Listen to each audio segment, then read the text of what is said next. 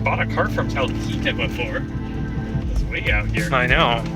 We saved this 1967 Pontiac Firebird from the woods in Talkeetna, Alaska, and despite our best attempts, we were unable to save the original drivetrain. So we've decided to put ourselves up to a little bit of a challenge. We're working on swapping a 2-liter LTG GM Ecotec engine into our classic 1967 Firebird. But first, we have to assemble the subframe so we can custom fabricate our one-off engine mounts.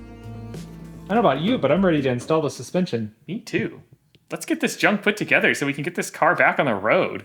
Let's follow the most ambiguous installation manual ever, where they just give you a package of bolts and no description exactly what goes to what. As to what bolt really correlates to what. I think there'd be like a diagram, but there's not, so we have to kind of just like guesstimate what goes where. This is what they give you. Blister pack full of nuts and bolts, washers that kind of look already pre-corroded. Our Lawson hardware is nicer than that.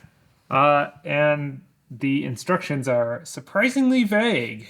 This swap's a little bit unconventional, so nobody really makes a mount that bolts directly from an LTG to a first-gen Camaro subframe. So instead, we're going to make our own mounts. Our starting point is a clamshell motor mount. This particular variant is for a second-gen F-body car. Yes, or truck, I think. We may have got the truck variant. Does it even line up with this? No, it does not. Well, you could kind of slot that out and just boop. Technically, you could drill and tap the frame and make this work. Be ideal to have the right deal that goes on here, but you could just make loops of metal that come around through here and then have a hole drilled through the center of it to mount the engine. It kind of comes out and then has a plate and then has a tube going over to the motor. A lot of fabric cobbling going on here because there's nothing made for this engine other than factory parts. Yeah, so we really have multiple options. You can see there's all these different bolt holes to choose from. Or you could even have it like down here if you wanted to. Or maybe it does. Maybe it's these 3 bolts factory. That might be it. Oh. Well, shoot. Chevy hasn't changed much. So instead, we also have the O'Reilly's version of a big block mount for a first-gen Camaro. Which is actually my dad's that we're just borrowing to see if it lines up with anything. Does it just line up with this? No, not even close. Okay, that doesn't work.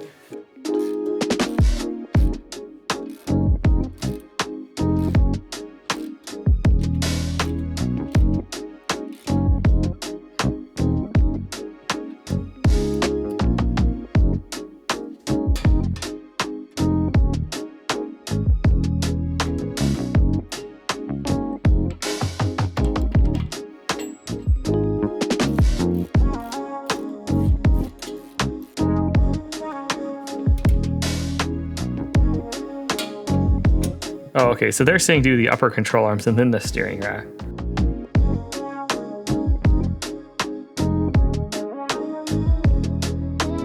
So this is the Heights spindle that is included with the Heights front subframe kit. And it does say Heights spindle on the back of it. So I believe that this is really similar or standardized to the same as like a GM type tall spindle or a Ride-Tech spindle. So most brake kits should bolt directly on here and use the same bearing dimensions on the spindle. These cars were originally designed to run bias ply tires with the factory subframe. It's like something your grandpa would drive on. So that's not suitable for what we're trying to do with the car, like track use and street use. We're looking for about 5 to 7 degrees positive caster on this setup. That should make it really stable on the highway and track way better. Positive caster increases steering stiffness, so the rack and pinion should really help out with that. Oof, imagine that wheel just right there. That would look so good. Explain more, sir. So this is a car that's by the Roadster shop. That's their like Survivor Series car. It is running the GA3C wheels on the front with graphite centers. The difference being the one on the top is the open lug variant and the one on the bottom is the non-open lug. That's kind of the wheel style we're going for on this. I think this is the front coilovers, but I could be mistaken. The box just says shocks, springs, 400 pounds. I'm not sure if that's the right thing or not. So, just like I was thinking, it's a QA1 spring, okay. Interesting. This thing's kind of a hodgepodge of manufacturers here. Oh, they're double adjustable. Wow. Fancy. Oh, wow. Nice little body.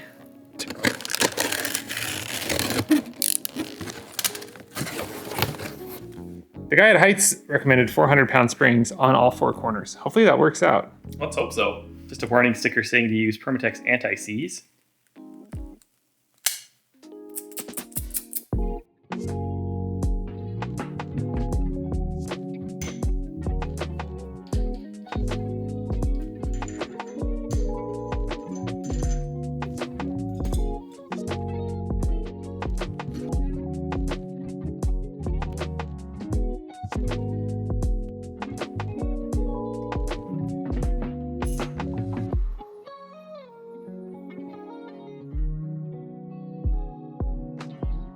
See if I can be Stabilize the engine here for me.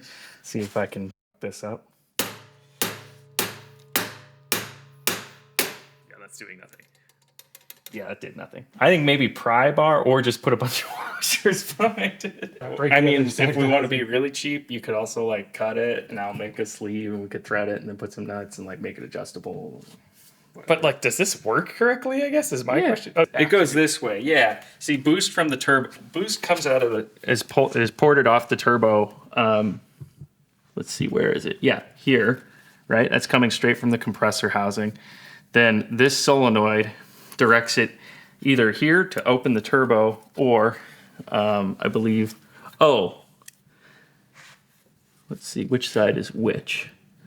This is air. This is the fresh air in here then, because it's right next to the intake. Yes. Yes. So this, yeah, that bypasses it. So it's either it's diverting air either into the wastegate here or into the inlet. And so if you go, probably how this is set up is when it's not energized, it's going on this circuit. And so if you just unplug this, it's going to run 5 pounds of boost or whatever. And then as you pulse it, you can bleed air away from this and it'll close up that wastegate. But if it's doing this, you just have a big giant boost leak internal to your exhaust system. But Yeah, no reason it couldn't work. See, the diaphragm's in this plane here. Sure. So it'll move that way just fine. This is just, yeah. So I think ideally we should just replace it. Yeah, just so replace it doesn't it. look like it's smashed. I think a new one. It's probably cheap. It's like 100 something, I think, for a new one. Oh, I'd put washers behind it. We're not thinking creatively enough. This is a great conversation starter at a car show. Yeah, this thing got wrecked in Anchorage, Alaska. What's also funny is driven off the rear camshaft or the rear of this camshaft is a vacuum pump, supposedly. Oh. Huh. Why So- does it need for the brake? For the brake booster, yes. Oh.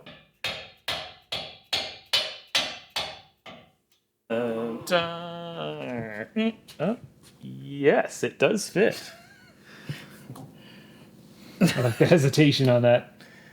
Levi's going to offer up a bearing here. And a plate. Oh, yeah, it's just going right on. No problem. Yeah, and like I thought. So now that's on there. Perfect. No, we have the control arms on. The control arms are on upside down. Are you serious? I'm serious. No way. Yes way. Yes way. Look at that.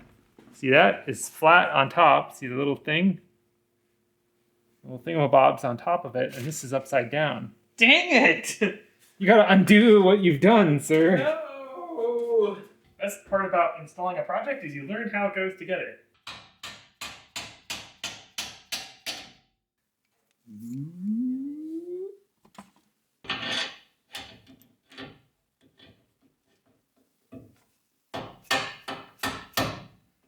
Nice and tight. Very tight, that's for sure.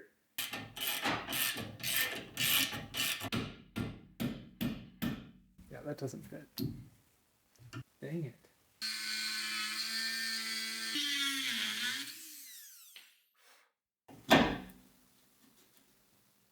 Wow!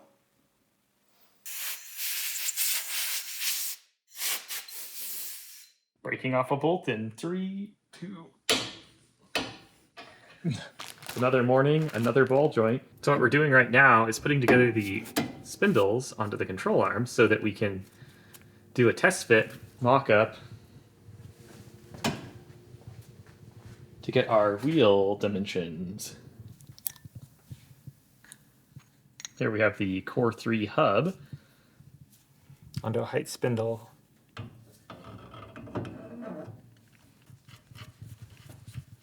Oh, would you look at that? So what that is the cheapest drilled rotor you can get from O'Reilly's for a Z06 Corvette. Look at the thermal mass that thing's going to be able to accommodate. Massive. And it's vented. Yeah, it's drilled. Look at how thick it is. Vented. Yeah, that's no Willwood rotor. That's This is... Wow.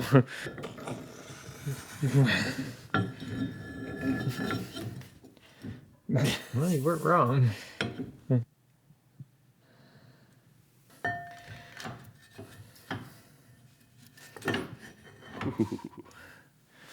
Now that is a nice brake setup right there.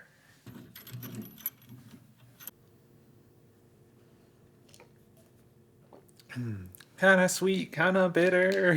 Wait, what was it? I don't want to paint parts no more. With paint bought down at the hardware store. I'm still trying to wrap my head around how this stuff looks so good. It looks great. I mean, it's just Rust-Oleum. This Aaron's head hits a thing. Check out this cool little ratchet. These are great for assembling. It's composite, so it's plastic. Then it has this little cushy grip on it. And it has a really nice tight ratchet on it. See how nice and tight that is? Great for assembly. You don't accidentally chip your paint. You know what? I sounds like that has enough pressure to cut. Ready to chooch. Let's chop some bolts and drill them out. Select a drill bit here. That looks semi-sharp.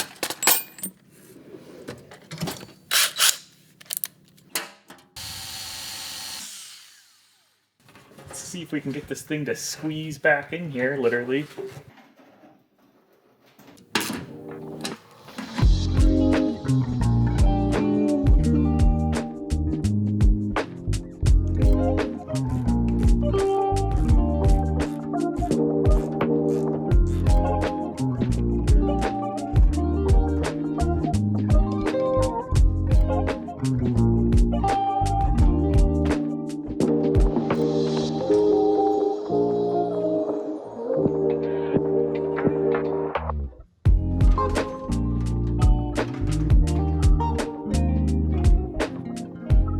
What's crack-a-lacking under here? Previously stripped out bolt that I'm trying to get out.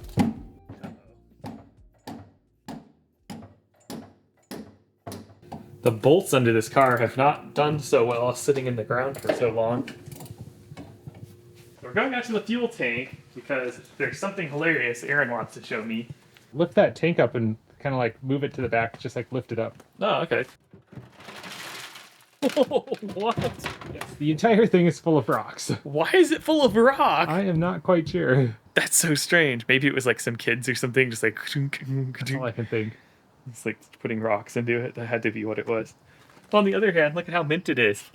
It's almost still it's OEM coating on there. Mm-hmm. I bet you if you wash this up, it would leak like a sieve. So let's not do that. Let's not do that.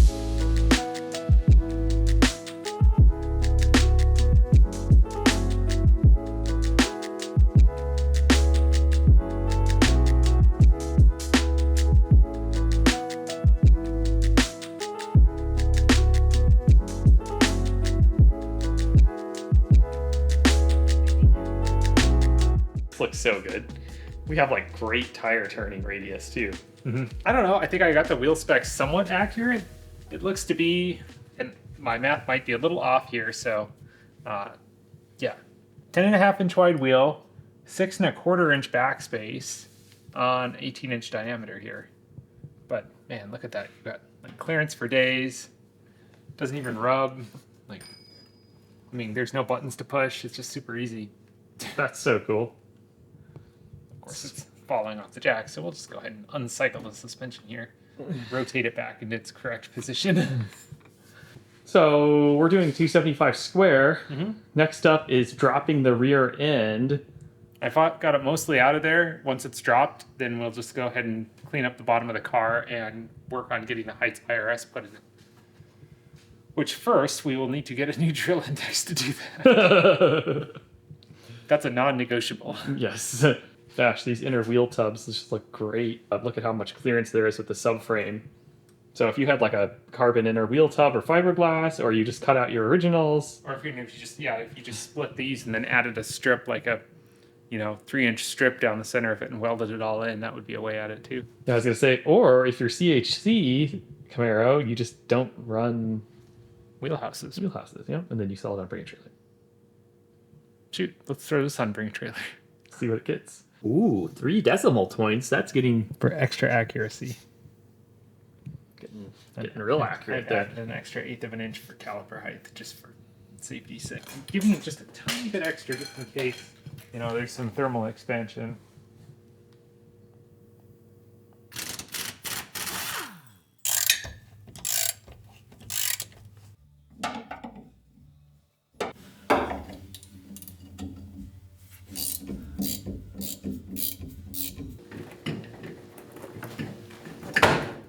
Okay, that's fine. Never mind. That's done.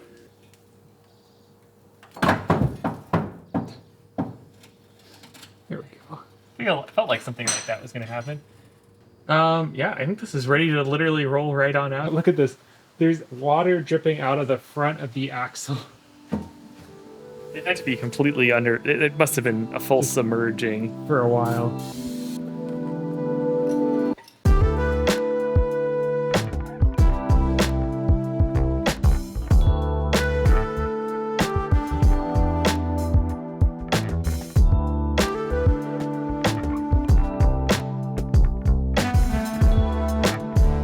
They were having it installed. No, this is so much fun. Somebody has added a fun step here that we've got to cut out. I've seen worse welds, I'll leave it at that. Here are the tools you'll need to grind. 1 set of extra visible safety glasses. Oh yeah. One extended cutoff wheel.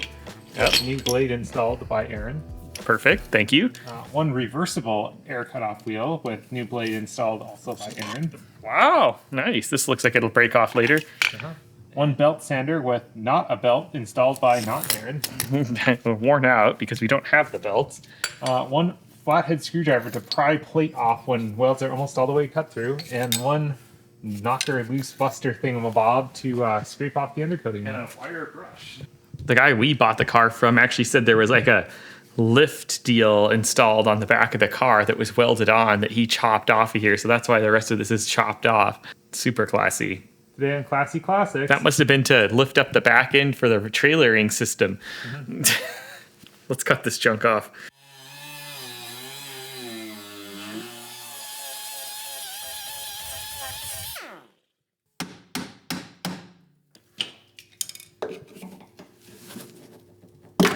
What do we got going on in here, sir? Unfortunately, when you were in the bathroom, the city of Los Angeles called. See, La Brea is running dry. We got to return the tar.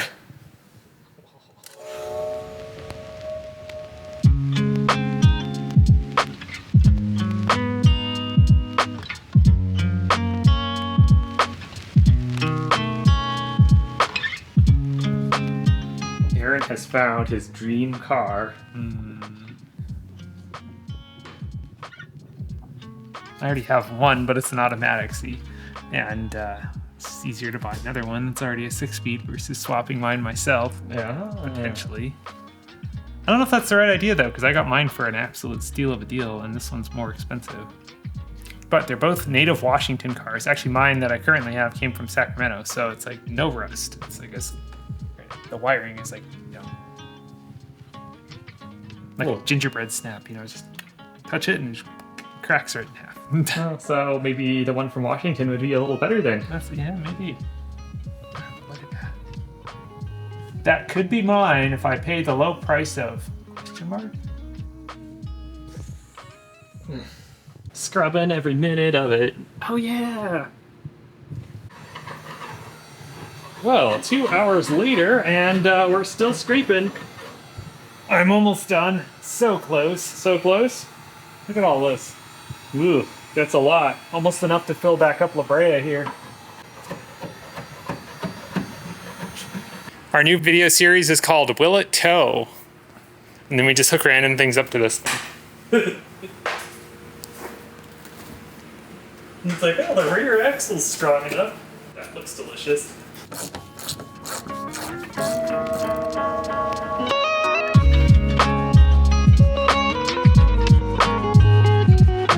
Let's brighten up the bottom side with this rubberized undercoating. See, the good thing about this is it has lots of solvent in it, so it'll just kind of bite right into what's there. So it should just kind of like self-vulcanize. Great play. Unstabilized videoing, oh my god! Where's my gimbal? Fire.